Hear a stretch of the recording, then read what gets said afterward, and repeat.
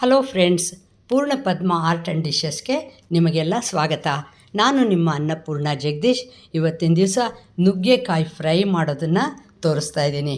ಸಾಧಾರಣ ಸಾಂಬಾರಿಗೆ ಹಾಕ್ತಾರಲ್ವ, ಇದನ್ನು ಫ್ರೈ ಥರ ಮಾಡಿದ್ರೂ ತುಂಬ ಚೆನ್ನಾಗಿರುತ್ತೆ. ತಿನ್ನೋದಕ್ಕೂ ಕೂಡ ಭಾಳನೇ ರುಚಿಯಾಗಿರುತ್ತೆ.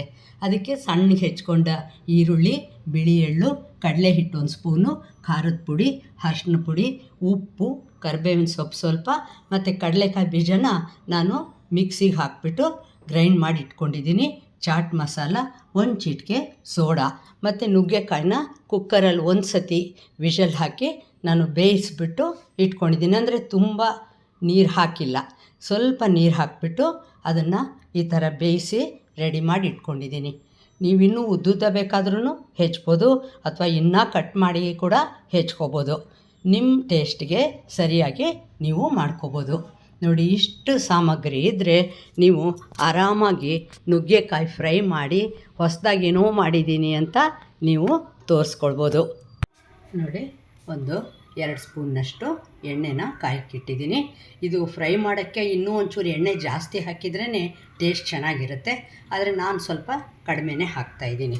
ಈ ಥರ ಒಂದು ಬೌಲ್ ತೊಗೊಂಡ್ಬಿಟ್ಟು ಅದಕ್ಕೆ ಈ ನುಗ್ಗೆಕಾಯಿ ಒಂದು ಬಿಟ್ಟು ಮಿಕ್ಕಿದ ಎಲ್ಲ ಇಟ್ಕೊಂಡಿದ್ದ ಸಾಮಗ್ರಿಗಳನ್ನು ಕೂಡ ನೀವು ಚಾಟ್ ಮಸಾಲ, ಕಡಲೆಕಾಯಿ ಬೀಜದ ಪುಡಿ ಮತ್ತು 1 ಚಿಟಿಕೆ ಸೋಡಾ ಮತ್ತು ಅರಿಶಿನ, ಆಮೇಲೆ ಖಾರದ ಪುಡಿ, ನೋಡಿ ಎಲ್ಲ ಸಾಮಾನು ಏನು ಹಾಕ್ತಿದ್ದೀನಿ ಅಂತ, ಕಡಲೆ ಹಿಟ್ಟು ಮತ್ತು ಬಿಳಿ ಎಳ್ಳು,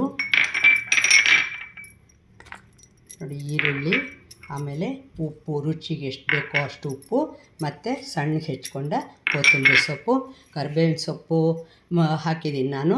ನೀವು ಕೊತ್ತಂಬರಿ ಸೊಪ್ಪು ಮತ್ತು ಸಣ್ಣಗೆ ಹೆಚ್ಚಿದ ಬೆಳ್ಳುಳ್ಳಿ, ಶುಂಠಿ ಎಲ್ಲ ಬೇಕಾದ್ರೂ ಹಾಕ್ಕೋಬೋದು. ನೋಡಿ, ಇದಿಷ್ಟನ್ನು ಸಾಮಾನು ಹಾಕ್ಕೊಂಡಿದ್ದೀನಲ್ಲ, ಇದನ್ನು ಇವಾಗ ಚೆನ್ನಾಗಿ ಒಂದು ಸ್ವಲ್ಪ ನೀರು ಹಾಕಿ ಮಿಕ್ಸ್ ಮಾಡ್ಕೊಳ್ತೀನಿ. ನೋಡಿ, ಎಣ್ಣೆ ಕಾಯ್ತಾ ಇದೆ ಅಲ್ವಾ, ಅವಾಗ ಇದಕ್ಕೆ ಒಂಚೂರು ಸಾಸಿವೆ ಹಾಕ್ತಾಯಿದ್ದೀನಿ, 1 ಚಿಟಿಕೆ ಅಜ್ವಾನ ಹಾಕ್ತಾಯಿದ್ದೀನಿ, ಮತ್ತು ಒಂಚೂರು ನಾನು ಜೀರಿಗೆ ಹಾಕ್ತಾಯಿದ್ದೀನಿ, ಪುಡಿ ಏನಲ್ಲ. ಮತ್ತು ನೋಡಿ, ಈ ಥರ ಕಲಸಿಟ್ಕೊಂಡಿದ್ದೀನಿ. ತುಂಬ ನೀರು ಅಲ್ಲ ಏನಲ್ಲ, ಆ ಥರ ಹೀಗೆ ಗಟ್ಟಿಯಾಗಿ ಕಲಸಿಟ್ಕೊಂಡಿದ್ದೀನಿ. ಈಗ ಮಾಡಿಟ್ಕೊಂಡಿದ್ನಲ್ವ, ಇದನ್ನು ನಿಧಾನವಾಗಿ ಇದ್ರೊಳಗೆ ಹಾಕ್ಬಿಡಿ. ಎಲ್ಲ ಫಸ್ಟು ಎಷ್ಟು ಬೇಕೋ ಅಷ್ಟು ಹಾಕ್ಕೊಂಡು ಹಿಂಗೆ ಕಲಿಸ್ಕೊಂಡು ನೀವಿಲ್ಲಿ ಎಣ್ಣೆ ಕಾಯ್ತಾ ಇದೆಯಲ್ಲ ಇದಕ್ಕೆ ಹಾಕಬೇಕು.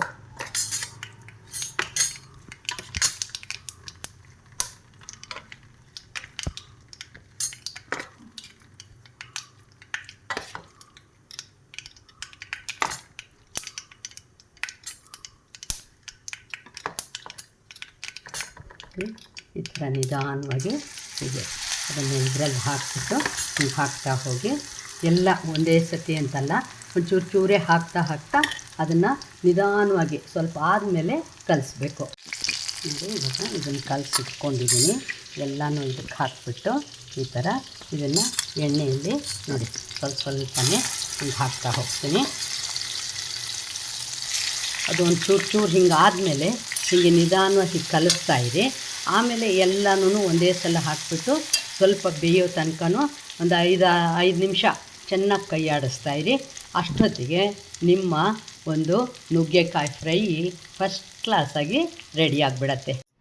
ನೋಡಿ, ನುಗ್ಗೆಕಾಯಿ ಫ್ರೈ ಫಸ್ಟ್ ಕ್ಲಾಸಾಗಿ ರೆಡಿಯಾಗಿದೆ.